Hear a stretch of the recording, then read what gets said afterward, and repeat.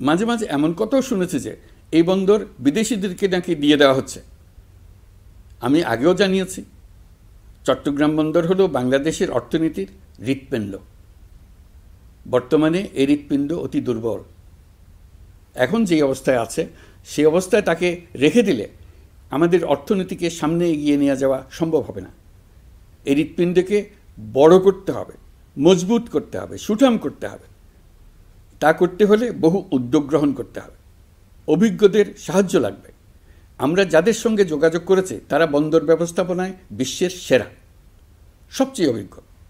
তারা Europe, Canada, Australia, চীন, দক্ষিণ কোরিয়া, ভারত, পাকিস্তান, তুরস্ক, মধ্যপ্রাচ্য ও আফ্রিকা সহ বিশ্বজুড়ে বন্দর পরিচালনা করে। তাদের কাজ বন্দর ব্যবস্থাপনা। আমাদের লক্ষ্য হলো বন্দর ব্যবস্থাপনার কাজ যত তাড়াতাড়ি সম্ভব তাদের কাছ থেকে শিখে নেওয়া।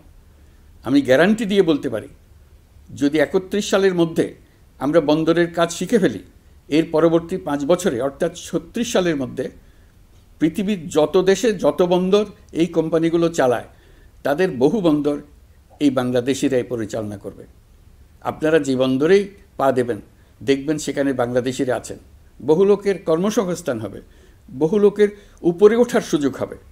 তাদের নিজেদের প্রয়োজনেই তারা আমাদের চাকরি দেবে। আগে যে কোনো জাহাজে চড়লে দেখতাম জাহাজের নাবিক চট্টগ্রামের কিংবা সিলেটের। বন্দরের কাজ একবার শিখে নিতে পারলে ভবিষ্যতে আমরা যে বন্দরে যাব না কেন দেখব সেখানে চট্টগ্রাম, নোয়াখালী, সিলেট আর বরিশালের লোক, বাংলাদেশের লোক।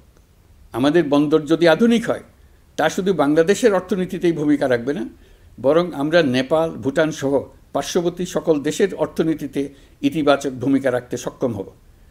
এই বন্দরই হবে অঞ্চলের অর্থনীতির সমৃদ্ধির চাবিকাঠি। কুমিরা থেকে টেকনাফ পর্যন্ত নানা বন্দরের কর্মচাঞ্চল্যে সমগ্র উপকূল অঞ্চল দক্ষিণ এশিয়ার একটি গুরুত্বপূর্ণ অর্থনৈতিক প্রাণকেন্দ্র হিসেবে